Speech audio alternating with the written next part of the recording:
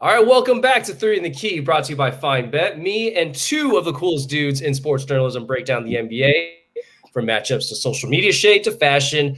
I'm Daniel Tran, casting out of Hawaii today. Be jealous, I don't care. Joining me is Henry Curry, a.k.a. Henny Curry from Southern California, and the intern extraordinaire, Nahom Gojela, a.k.a. Nahom Godzilla, casting out of Alexandria, Virginia. And Nahom just told us a really fun fact before the show. Go ahead and tell us what your fun fact is, because I think it's crazy. So we're talking about my hometown, and I happen to say that I went to the same high school as the movie Remember the Titans. I graduated high school from TC Williams High School.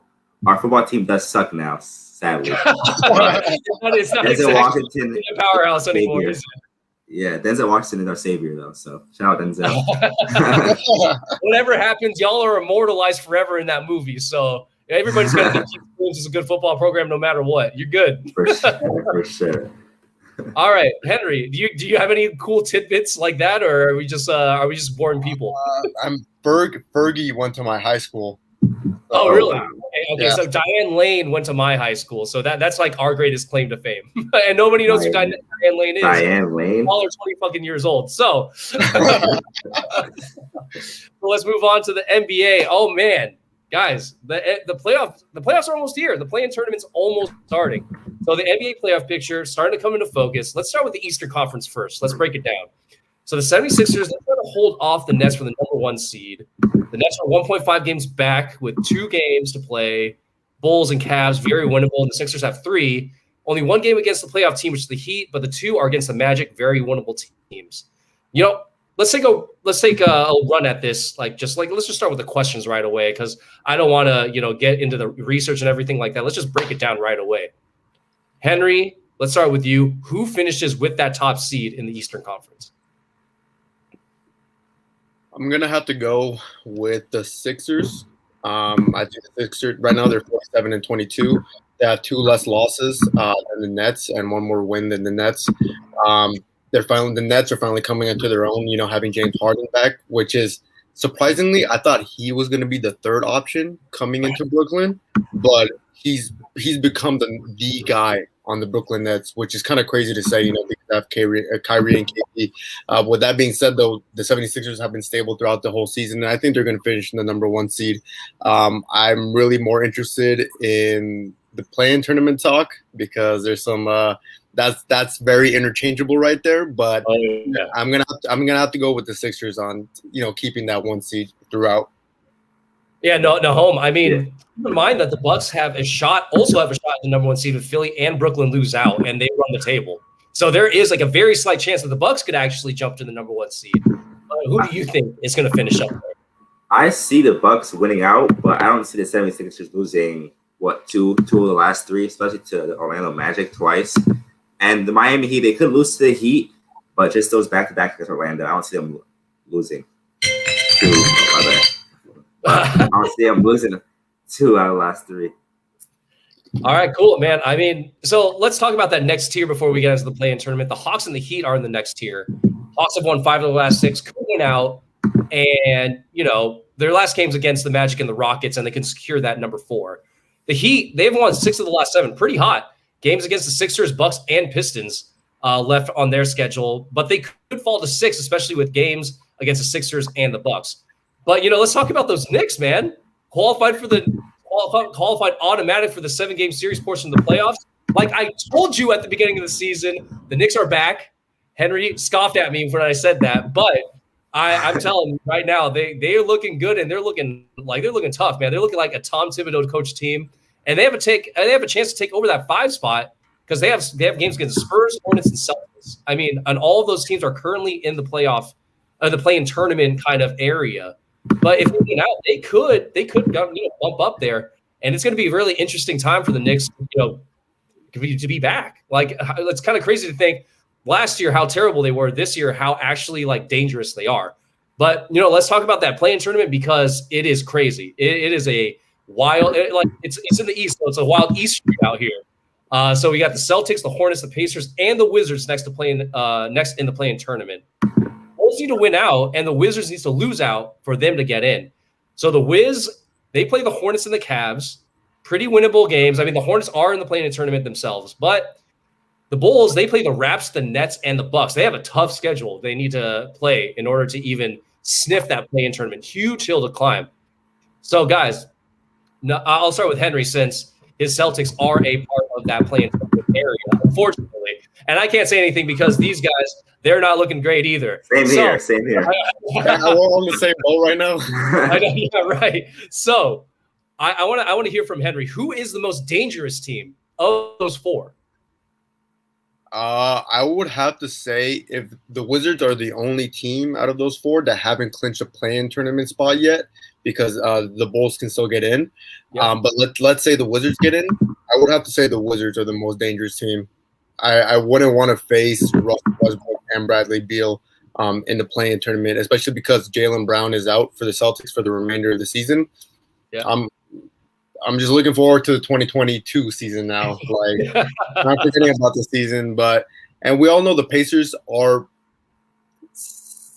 they're dangerous, but they're very overcomable. Like you can overcome that team fairly well in terms of like, your superstars dominating. Russell Westbrook has been playing out of his mind. I'm happy to see his resurgence, and I think it's coming at the perfect time where the Wizards need that the most.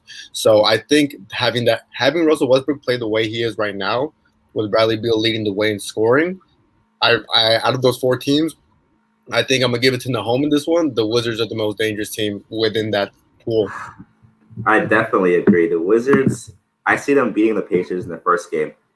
And I see the Celtics actually losing to the Hornets in that first playing game. So that'll make the Celtics and the Wizards play each other for that 8th spot.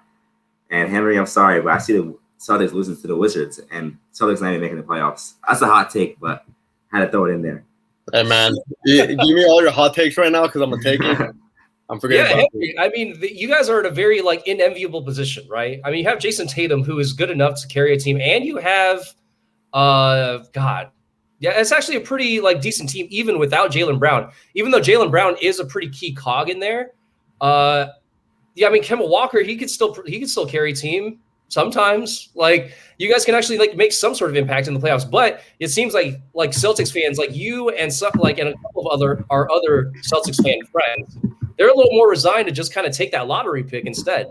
So, looking at the Celtics situation now, would you want them to even make a deep playoff run, or do you want them to simply just lose out and just kind of play for 2022? Kind of play it out for 2022 because realistically, let's say we get the 8th spot, it's going to be a flipped scenario from last season. We swept the Sixers, and I can see the Sixers sweeping the Celtics in the playoffs this season. So it's not even, necessarily worth it. Kemba is not playing the same as he was pre-bubble last year.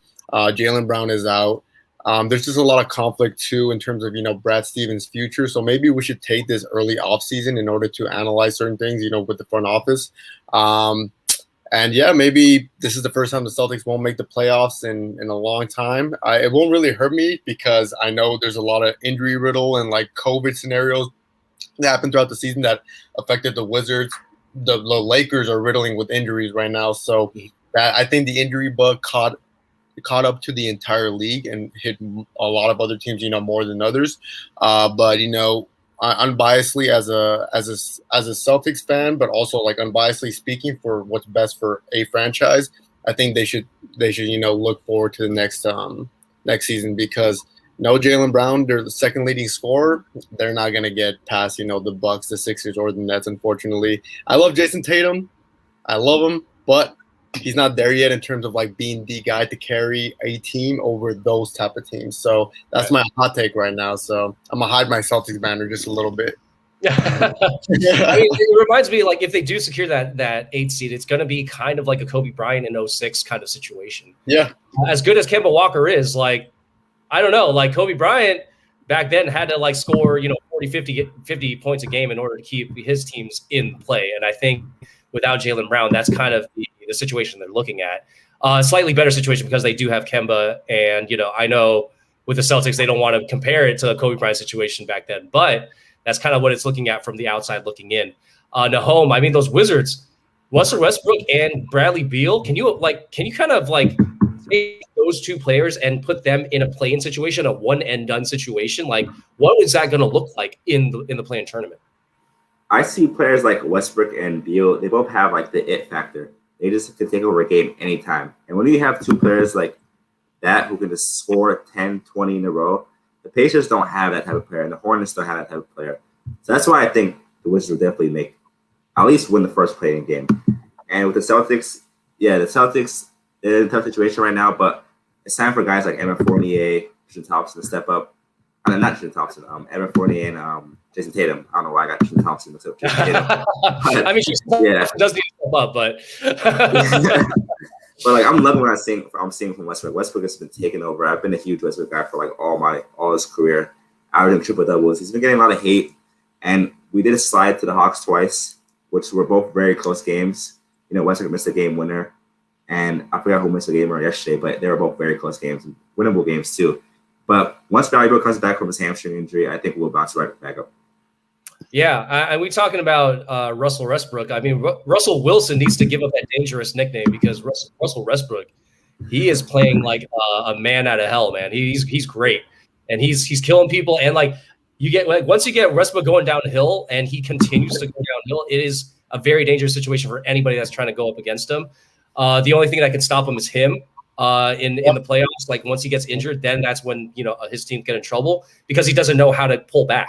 And I love players like that, but it's got to be frustrating for fans to kind of see it. But if he keeps going and going and going, like he did during that Thunder run, and he just keeps being relentless on those boards and like in the paint, I think that the Wizards have a good chance to really stir some stuff up in the playoff. So like kind of underneath. And like we've been talking a lot about other things, but there's a lot of first-time playoff players that are going to be in this potentially. Trae Young, Julius Randle, LaMelo Ball, even. I mean, these are players that are like really exciting. And I just want to hear from you quickly, Henry. Like, who out of those three are you most excited to see in the playoff series? I think Julius Randle, because I think Julius Randle is playing at a first-team All-NBA level this season, and the amount of passion that he plays, I'm like, damn, I can only think of a few guys that play every single game with that type of passion and effort. Russell Westbrook, Julius Randle come to mind. And he's leading the way for this franchise, and huge turnaround. It takes a lot. Who would have expected Julius Randle to be the face of a franchise after starting off his career, breaking his leg with the Lakers, having the most successful tenure with the Lakers, bouncing around, with the Pelicans. It was like, one of those careers that could have been, but no, like his career is just starting, and I'm happy to see that. So I want to see Julius Randle ball out, and for all the Trae Young haters out there, I want Trae Young to ball out. Like I think he's one of the most exciting young players in the league. He's one of the people that's going to carry that momentum of 3-point shots, being shot 10 feet outside of the line, So seeing that type of play in the playoffs is just like, now we have like an Eastern Conference Steph Curry type, player that can, elevate his team. And they have a solid team. Bogdanovich, John Collins, he has the right pieces around. Clint Capella. Trae Young and Julius Randle, those are two guys that I want to see make some noise in the playoffs, because I think we all know, just being NBA fans, that some players' careers they only go up after their first playoff appearances because they finally get that experience, and now the regular season becomes sort of a breeze for them because they get that type of experience. So those are my two favorite players that I'm excited to see. What about you guys? Well, I mean, Nahom, I kind of want to hear from you first. Keep in mind, Julius Randle, he's putting up some like Kevin Garnett type numbers on offense. I mean, 24 points, 10.3 rebounds, and almost 6 assists a game. I mean, once he gets things figured out on the defensive end, which positionally he's actually pretty good at. Well, yeah. He's just putting up KG numbers on offense. But Nahom, like Trae Young, Julius Randle, LaMelo Ball, like, of those three, who are you most excited about? I'm gonna go with Trae Young. I was a big fan of Trae Young last year and this year too. And his game last year was more of like a deep 3-point shooting game, like 10 feet behind the arc. But this year, I don't know if it's because Nate McMillan's a new coach, but he's been driving in a lot more, like driving in, setting up Clint Capella, driving in, going for floaters, and kind of fell back on the deep 3-point shots. And I just like how he changed the game. And yeah, the Hawks are a dangerous team. I watched Wizards play them twice in a row this week and lost both games, close games. So I see them making noise as that 4 seed. I think Trae Young can lead this team past the Heat. The Heat they fell off a little bit since last year. So I definitely see that 4 or 5 seed going at least 7 games. And if they happen to be the Heat, I think they could make noise against the Sixers. Who knows? And Well, for LaMelo Ball is someone I've been watching for a long time. I followed his high school career with Chino Hills, and I still remember him as that goofy kid. Like he's like my age, and it's just crazy seeing him now in Charlotte balling out. So I think LaMelo definitely can make some noise too in that playing game. I don't think they're gonna make it out the playing game, but I think LaMelo and Trae Young. Yeah, I think there's something about LaMelo Ball where it's just like he's built different, man. I mean, as a rookie, averaging nearly 16 points a game, 6 rebounds, and 6.2 assists right out of the gate for your career, and just the way that the feel that he has on that court, like he just knows when to go, when to pass, like how to push that pace. Like he just controls everything with the ball. And I want to see in this playoff situation when everything's on the line, how he goes, and I think that we're going to witness something special when it comes to LaMelo Ball this year, in the play-in tournament. And then Trae Young, man, like you're right, East Coast Steph Curry, like kind of like in that James Harden type role with Clint Capella running the pick and roll. There's just been something kind of crazy, like there's been something like added to that Hawks team that I feel like that can push them to the next level if Trae Young kind of figures it out in the playoffs. So I think that those are great players to look forward to. The end of the regular season's on Sunday, and then we got the play-in tournament. So I guess we'll see. Now let's move into the Western Conference. Jazz are still up top, and they have a good chance of securing number 1 seed. They have 2 games against the Thunder and the Kings, but the Suns right below them, they're in a bit of a skid. They lost 2 straight against the Lakers and the Warriors, and they have tough games against the Trailblazers and the Spurs, playing the latter twice. And the Spurs, they're always a threat. They're never going to be not a threat because they're a Coach Popovich team. So, I mean, I'm looking at this Jazz team. They're atop the Western Conference. They've been atop the Western Conference for most of the year. I'm looking, Henry, like, remember in 2015 when the Hawks won 60 games, but they were drummed out by LeBron James in the conference finals? And I never, like, when I was looking at that team, I'm just like, but they had to play LeBron James, and I don't know if they're going to beat LeBron James in a 7-game series. Are the Jazz like a legitimate juggernaut at the number 1 seed, or are they just kind of like that 2015 Hawks team? Man, I with one of my friends, we always talk about that 2015 Hawks team because they had 4 All-Stars that year. Yeah, but like they weren't bona fide All-Stars too. They were kind of like team All-Stars where they kind of all fed off each other. That they were all in the right place at the right type of players. But individually, they won't bring success, for their let's say they're in separate teams and everything. I think this is what this Jazz team is. You have Rudy Gobert, Donovan Mitchell if he's back healthy, and he will be. Joe Ingles is just, I want to say imposter syndrome. I don't want to say that. I don't want to take away credit from what the Utah Jazz were able to accomplish because Quinn Snyder is actually one of my favorite coaches in the league. He's a great coach. He's a great coach. He is one of the best coaches in the league, but at the same time, the Mavericks, the Lakers were riddled with injuries, COVID, and everything throughout the season. And regardless, the Mavericks and the Lakers are still in the playoff picture. Trailblazers didn't have CJ McCollum for a good chunk of the season, and Damian Lillard alone was able to carry that team. The Nuggets don't have Jamal Murray. The Clippers are the only ones without an excuse throughout the regular season because they've been fully loaded, and also the Suns. So I think this is a fortunate season for the Jazz, but an unfortunate scenario because there's a chance they may face the Warriors in the 8th seed, and I can see the Warriors knocking off the Jazz in the first round. Why? Because of one guy that's been playing out of his damn mind. I can see Steph Curry single-handedly. I'm not saying like a sweep or anything, and like I'm taking that series to the Game 7. Steph Curry going off and like showing like how he can carry a team through a playoff series. That will be the worst case scenario for the Jazz. So I'm not wishing that upon them, but that's something that I can see happening. And I think the Suns want to avoid the Lakers in the first round. We can talk about that like right after too. So sure. What do you guys think? What do you guys think about the Jazz? Do you guys think they're a real Western Conference Finals contenders, or do you think they're going to get knocked out in the second round? I'll give it to Nahom because he can watch them more often than we can. So like I don't know. I just think that they're not the Hawks in 2015, but they're also not gonna make it to the Western Conference Finals. I think they're right in the middle because the Hawks played the Cavs in 2015 in the Eastern Conference Finals, but the Hawks now underdogs. The Jazz are potentially playing the Warriors or the Lakers in the first round. So like that's just bad luck. I think this year is like a really bad year to be a top seed in the West because like I'd rather be like a 3 or 4 seed. Like everybody first seed. Everybody's hurt, and they're getting their players back, and it's just it's a weird year because like the top teams, they've been resting players knowing that when it comes to playoff time, it's all about the sprint in the playoffs. So I mean, for me personally, I don't believe in the Jazz, even though I love Quinn Snyder.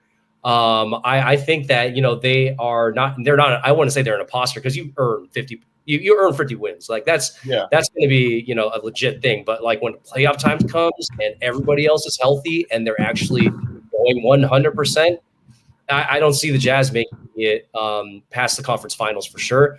Conference semis, it's like even that's up in the air sometimes, So Nagahome, let's go down a notch to the Suns. Do you feel like the same way about them? I mean, they are a Chris Paul-led team with Devin Booker, but other than Chris Paul, pretty young team. Like, what do you think? And they're faltering a bit at the end. See, I love what the Suns are doing. Chris Paul, Devin Booker finally getting someone to play with, and DeAndre Ayton, the big man in the post.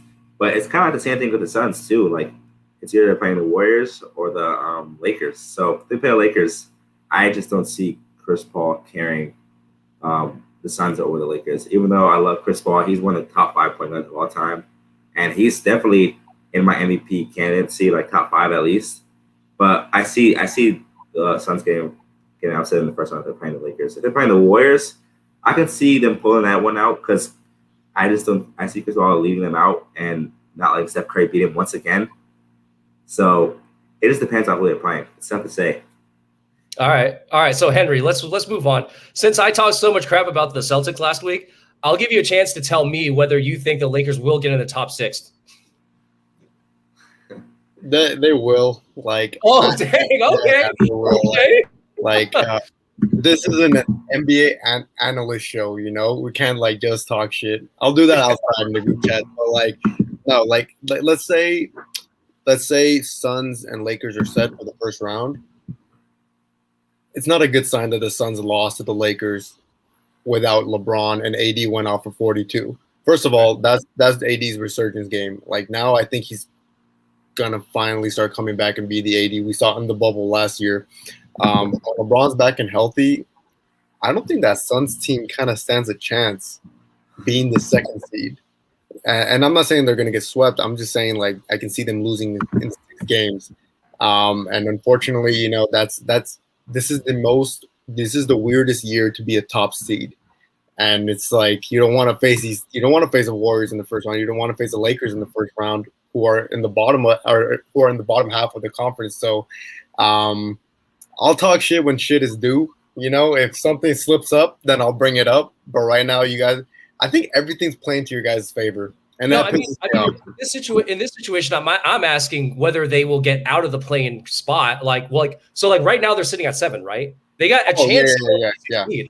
I'm asking, do you think if they're going to make the 6th seed? Oh, probably. They've won 5 out of their last 10, and they finally have a rhythm back. I mean, Kyle Kuzma was playing great last night. I think you guys saw that. I think finally raising that banner after so long kind of gives them like, oh shit, we're the champions. At the end of the day, we're the defending champs, and they really brought that energy last night against the Rockets. And it's just, I think, ending the season, I can see them slipping into that 6th spot. And the Mavericks are going to have to battle that out, for that in that play-in tournament. But at the end of the day, I don't think anybody wants to see. I don't want to see the Lakers and the Warriors in the play-in tournament play against each other because I want both teams in the playoffs. It would rob us of some good drama, man. Like nobody wants to face those bottom seeds, man. No, yeah. So like, I can see them going up to the 6th seed, but let's say they stay in the 7th seed, and they're in play-in tournament mode. Is that a thing for LeBron? Play-in tournament mode? I mean, it has to be at this point. Like, no matter how crap he talked about the play-in tournament organizer, idea guy, like getting fired, like he has to step it up. The thing that, like, as a Laker fan, are you worried at all? No, I'm like whatever about it. It's like they kind of earned that spot. Like I'm more of like a pragmatist when it comes to that. It's like if you didn't want to be in that position, maybe you should have won more games or practiced a little bit more so that you could be a little bit better. But the way I'm looking at the schedule, like the remaining schedule for the Blazers, Mavs, and the Lakers need the Blazers and or the Mavs to lose out and them to win out in order to make the number 6 seed. The Blazers, they have a couple tough games. They were playing against the Suns and the Nuggets to end the season. Fortunately for them, they're super hot. So like I can't see them losing, especially if the Nuggets and the Suns are kind of like able to stand pat and still be guaranteed in the 7-game series portion. The Mavs, on the other hand, they are a little less stable, but they have an easier schedule against the Raptors and the Wolves. Much more manageable to win out. And the Lakers, it's kind of middle of the road. They have to play against the Pacers, who are a play-in position in the Eastern Conference, and the Pelicans, who are, bottom of the West, or not near the bottom of the West. And so in that situation, like you really have to hope that the Blazers somehow just die. Like their flame goes out against the Suns and the Nuggets, which can happen, but I'm not really leaning on that because Lillard is amazing. And then the Mavs, they have to lose against like a whatever Raptors team and a whatever Wolves team. And you're like I'm looking at it from like a Lakers perspective, and I'm like I can't depend on that. So you just kind of prepare. I'm prepared to watch a play-in tournament. I am not prepared to watch them lose that play-in game though. So we'll see. We'll see what happens, but I'm not super worried, but I'm also like kind of like have my affairs in order just in case. Okay, so let's move on to our NBA awards session. We have 3 awards, so let's just go through them quickly because I want to get to the week ahead. So biggest breakout, I have Julius Randle, 24 points, 10 rebounds, 5.9 assists. Zach LaVine, 27.5 points, 5 rebounds, 4.9 assists. And Michael Porter Jr., 19.4 points, which is 10 points better than what he scored last year. So that's a huge breakout. Henry, quickly, which of those 3 would you say is the biggest breakout of the year? I would say Julius Randle because he led his team to the playoffs. Sure. Yeah. You think exactly what I was going to say. Yeah, Julius Randle, like this Knicks team is like resurging, and same thing with Julius Randle, his career is going up. Like Zach LaVine, I think, I'm not gonna say we expected it, but it's been an upward trending from Zach LaVine. But Julius Randle, I think it's came out of nowhere, and him averaging a double-double is just like for sure. Yeah, no, Michael Porter Jr. is kind of in the same situation where people are like, "Oh, this kid's going to be good," and he's just kind of living up to expectations. But Julius Randle, man, all NBA kind of type numbers, it's crazy. It's crazy to see. All right, so like let's move on. Most fun rookie, LaMelo Ball or Anthony Edwards? I will go with Mahomes first. See, in terms of playing, it's LaMelo Ball. Just the way he plays, he just doesn't care. He has confidence. But Anthony Edwards is the most fun in those post-game interviews. His post-game interviews are hilarious. I was going to say that. Yeah, I agree with Nahom. Like, I think before the season started and all the things of Anthony Edwards coming out saying he doesn't care about basketball, all this other stuff, I was like, why the hell would you draft this guy? Not only is he he's already one of the most athletic players in the league. He's crazy athletic, and I didn't expect him to be this good for not liking the sport. At least for what was said before. But in terms of fun rookie, Anthony Edwards, man, like he cuts the cake on that for me. Like he's a hilarious player, but it also shows he's gonna do a lot of maturing throughout his career. He's at that young Kobe stage right now. He's cocky and everything. Like he's living in the moment. So I grew to be an Anthony Edwards fan, aside from like all the other stuff that was said beforehand. So my pick is Anthony Edwards. Yeah, I love Anthony Edwards and the interviews that he does. He's a super funny guy. But man, like I just love watching LaMelo Ball on that court because that's just like, watching a fish in water. Like the guy just seems like he's so seamless on the court and he can do anything that he wants. Like I just love watching him play. All right, so let's go to the last category here for our NBA awards. The hottest coaching seat in the NBA. I got 3 candidates for this. I got Brad Stevens. I got Stan Van Gundy, who didn't do anything with his pretty good Pelicans team this year, and then we got Frank Vogel, who who didn't really feel like he needed to practice the entire year and ended up with a 7 seed in the play-in tournament. So like Henry, we have a Celtics coach, we have a Lakers coach, and we have a coach that has proven to not really coach at all. Not the Wizards coach. Yeah, like who do you have? If I want to rank them, I would put at the top spot Stan Van Gundy, because Stan Van Gundy he had the perfect formula in order to push this team over the top. He has Brandon Ingram, who leads the team in scoring, Zion Williamson, who became an all-star, Lonzo Ball, who's a facilitator for the team. He has all the pieces there, and for some reason it wasn't able to work out. And I know it's the West, but there's no excuse for that if the Grizzlies can make the playoffs without having Jaren Jackson Jr. So they're doing something right. The Grizzlies are what people thought the Pelicans were going to be, like already making strides. And unfortunately, they're not. So, and yeah, I hate to say it, but out of all those, the biggest one is Stan Van Gundy, but I can see Brad Stevens getting fired. Heading next season, All right, throw that out there. All right, who do you got? At the top of my list, I gotta go Brad Stevens. I just don't see Danny Ainge keeping Brad Stevens after this season. The season's been a disaster. Like I remember in the beginning of the season, there was videos of there's audio of the players fighting in the locker room while during mid-interview, and just lots of drama with the Celtics this year. I don't know what's been going on, and with the Lakers, they've dealt with injuries. So I give Frank Vogel that not an excuse, but a reason. And they won a championship last year, so I don't see. Yeah. You guys are good. Getting fired that quickly, yeah. And Stan Van Gundy, see, it's his first season, so I also see coaches getting fired after their first season. So definitely Brad Stevens at the top of that list. Oh yeah, I'm gonna have to go no home on this one. I mean, it's been a minute since they hired Brad Stevens to really lead them, and he's brought them a lot of good teams, but in Boston, if you're not winning championships, dude, you got to go. Even though you guys have only won one this century, it's fine. They probably need That's true. Yeah, so I think he is probably in the biggest hot seat, even though everybody kind of considers him a really good coach. But there's a difference between really good and needing to be the Celtics coach and be really great. So I think that he is in the hottest seat, and that man, if those Celtics don't make it past that play-in tournament, I can see him getting fired. But yeah, let's move on. The week ahead, man. The week ahead, we had some movement on our standings for the picks. So Henry and I correctly picked the Clippers to win that first game against the Lakers. Nahom went with the Lakers, trying to gain a little ground on Henry and I. And then in the tough matchup between the Nuggets and the Nets, Henry and I gave up empty picking the Nuggets, where Nahom picked correctly the Nets. And then unbiasedly, Henry and Nahom picked the Celtics to win against the Heat. Biasedly, I picked the Heat, and it paid off. So the way that the standings sit, I'm sitting at 3-2. Henry is at 2-3, and Nahom is still at the bottom, 1-4. So let's pick 3 games this week.